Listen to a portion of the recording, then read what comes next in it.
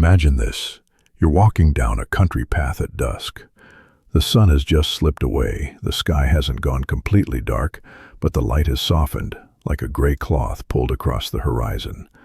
The dirt still holds the heat of the day, but a cool mist is slowly swallowing it up, inch by inch when you breathe.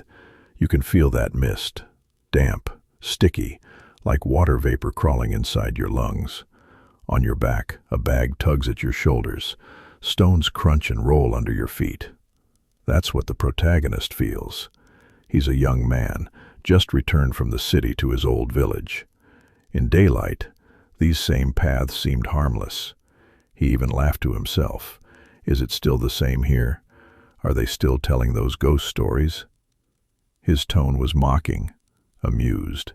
But now, as the fog rises higher, wrapping around his ankles, he realizes something is different from memory. The chorus of insects rings thick in the air, but the longer he listens, the less it sounds like insects. It falls into rhythm with his own breathing, almost like something keeping pace with him. The elders once warned, when the mist thickens, don't walk near the bamboo grove, because that's where the procession passes. As a child, he heard it, even laughed about it. But tonight, he is alone in the fog. Footsteps, heartbeat, all tangled together. Even if he doesn't believe the stories, he tightens the strap of his backpack, gripping it as if the weight alone can anchor him to reality. That's where our story begins. As a child, he often heard the elders say, "After dusk, when the fog rises, never stop at the bamboo grove, because that's where the wedding procession would pass." No red sedan, no joyful music, only a string of paper lanterns. The fire inside those lanterns never glows bright. It burns a weak yellow, as if ready to snuff out. The figures carrying them always keep their heads bowed, draped with cloth, and they never make a sound. The elders always added, "Just keep walking, don't look, don't meet their eyes, and they'll pass you by."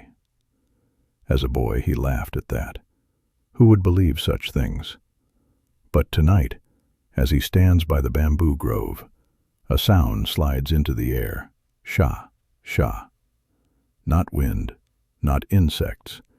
It's the synchronized press of feet against wet soil. He holds his breath, staring at the thin part of the fog. And there it is, a faint glow swelling in the mist.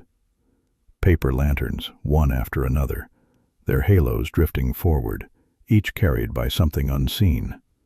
Between them, silhouettes blur into motion, moving with a uniform rhythm, too uniform to be alive. His first instinct is to laugh again, but the laugh sticks in his throat, trapped. His backpack suddenly weighs heavy, like he's carrying stone. Sweat slicks his palms, but his fingertips are icy. The elder's words circle back. Don't look, don't meet their eyes. But the lights are drawing closer, the shapes sharpening, and he finds he cannot turn away. The procession draws closer, close enough that he can see the grain of the paper lanterns. The fire inside is weak, but it outlines every crease, like the fine wrinkles of skin. And he feels, these lanterns aren't meant to light the way forward. They are scanning him, inspecting him. The footsteps grow sharper. Sha, sha.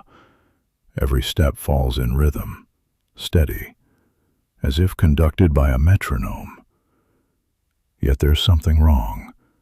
No sound of breathing, no whispers, not even the brush of cloth against cloth. Only the scrape of soles pressing into wet earth. Instinct makes him step back, but his heel grinds onto a loose stone.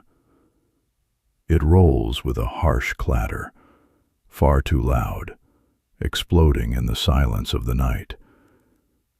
His chest lurches, a cold wave runs down his spine, because he knows the procession has stopped. The glow in the mist no longer moves. It hovers just a few paces away. The footsteps are gone, yet he feels countless gazes pinning him in place. The elders once said, "Don't look," but the weight of being stared at crushes his will. His throat dries, his fingers strangle the straps of his backpack, sweat pouring down his back. In that moment, he understands. There is no way out. One thought flashes in his mind. Lower your head. The elders said it. If you keep your head down, they'll pass by as if you're not there. So he forces himself to bow, eyes locked on the mud beneath his shoes. But the mist thickens and the earth looks waterlogged, as if it had been soaked too long. Each step seeps with dark water. This narrow field of vision only makes him more aware. Something is moving past his ear. Lantern light brushes over him. In the corner of his eye, he catches a pair of shoes. Not sneakers, not the rubber shoes common in the village, but old cloth shoes, frayed at the seams, on the verge of falling apart. Yet they tread firmly, each step unwavering. He grits his teeth, whispering inside, "Keep going, keep going, keep going." He waits, counting silently, until he's certain most of them have passed. Then, just barely, he dares to lift his gaze, and at that moment he sees the last lantern. It has stopped. Its glow hangs suspended in the mist. The figure holding it stands utterly still, head bowed unnaturally low, as if waiting. His heart slams in his chest, nearly breaking a sound out of him. He wants to run, but his legs feel cemented in the mud. In the lantern's dim sway, he senses it. The figure is about to raise its head. His breathing quickens, his chest pressed by something cold and heavy. He forces himself not to look up. Yet that last lantern remains frozen in place, refusing to move forward. Its stillness is more terrifying than any noise, like a game where every sound is cut, leaving only him and that glow. He thinks of the city, crowded streets, the roar of engines, the flood of human voices, even the annoyance of jingles blaring from shop fronts. Those sounds now seem precious, because here, the only thing he hears is the dry rasp of his own throat. The mist coils around his ankles. His legs feel heavier with each breath, as if the fog is not just clinging to his skin, but seeping into his bones, dragging his weight downward into the soil. He wills himself to move, but every step feels restrained, shackled.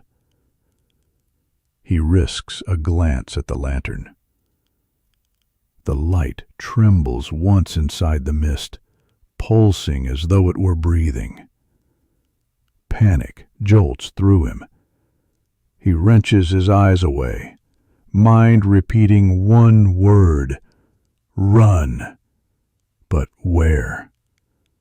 The fog has sealed both ends of the road. He cannot even see the outline of the village gate. And then a sound unfurls beside his ear. Not footsteps, not wind, but a low hum, a murmur like the sigh caught in a person's throat. Slow, deliberate, unmistakable. It pierces into his eardrums, leaving no doubt. The figure behind that lantern has noticed him. His body locks stiff, as if nailed into the mud. The hum lingers in his ear, a breath that seems to press against his skin. He can smell it now, damp, earthy, the scent of freshly overturned soil. His eyes cling to the ground. The puddled mud reflects faint streaks of lantern light, and in it he sees his own shadow stretching long. But there's more than one. A second outline slides across, shaped differently, posture not his own. A prickling sensation races up his neck, every hair standing upright. Sweat trickles down his spine, only to freeze cold at the waist. He dares not turn around, but his peripheral vision insists. That other shadow is closing in. He wants to scream, but his voice is crushed at the base of his throat. His backpack weighs unnaturally heavy, and within it, he hears something shifting, swaying, as if fingers were combing through his belongings. His mind blanks, save for one thought. Keep walking. Just walk forward. Maybe you can still leave. So he lifts a foot, stepping deeper into the fog. Each movement is sluggish, dragging like chains. Yet he forces himself on, because if he stops, he knows, the shadow will fuse with his completely. He moves slowly, each step dragged down by invisible weight in the fog. Still, he pushes forward. A fragile thought keeps him alive. If I keep going, if I don't look back, the mist will clear. But another voice, sharper, insists. This fog isn't natural. It will never clear. His breathing echoes unnaturally loud in his ears, as if someone is copying him. When he pauses, there's an extra breath. When he inhales again, another inhale follows right behind. The rhythm merges, until he no longer knows which breath is his own. The lantern light shivers in the haze. Against his will, he glances up, and the last lantern now stands barely 2 steps away. Worse still, the figure holding it looks exactly like him. The same backpack, the same clothes, even the same posture, as if he's staring at his own reflection. He freezes, heart hammering until it might burst. His mind screams, "This isn't a trick. That figure is you." Only its head hangs even lower, hiding what lies beneath. He wants to run, but his legs betray him again. And then he feels it, a weight pressing on his shoulder. A hand, damp and cold, rough like soil itself. In that moment, he knows. If he doesn't break free, he will become that shadow. The hand presses harder, forcing his knees to buckle. He tells himself desperately, "It's not real, it's only in your head." But his body knows better. The weight is crushing, forcing him down toward the soil. He grits his teeth and lunges forward. Mud splashes, his foot tearing free with resistance, as if something beneath tried to drag him back. He nearly falls, but somehow breaks from the grip on his shoulder. Yet when he dares to glance back, he sees it. The figure remains himself, but no longer bowed. It lifts its head. The face is blank, terrifyingly empty. No eyes, no mouth, no features at all. And yet, the void fixes on him with an undeniable gaze. He feels it demanding, waiting, as though that emptiness wants him to complete it. His body shakes violently, the backpack rattling with a sinister shuffle. It feels as if whatever was inside has been replaced, carrying a different weight entirely. He can't stop now. He surges forward, almost collapsing, running blindly into thicker mist. Lanterns flash by, one after another igniting in his path, as if the whole procession has sped up, rushing to engulf him. At last he understands. This isn't about escape. It's about whether he will be taken, left behind, or absorbed into their line. He runs, but it feels as though he never leaves the same patch of fog. The bamboo ahead repeats itself over and over, like a painting pasted again and again. Each footstep he makes is mirrored by another, slightly delayed, deliberately copying him. His chest burns, his breathing spirals out of control. He wants to rip off the backpack, but when his hand touches the straps, he jerks back. It feels fused to his skin.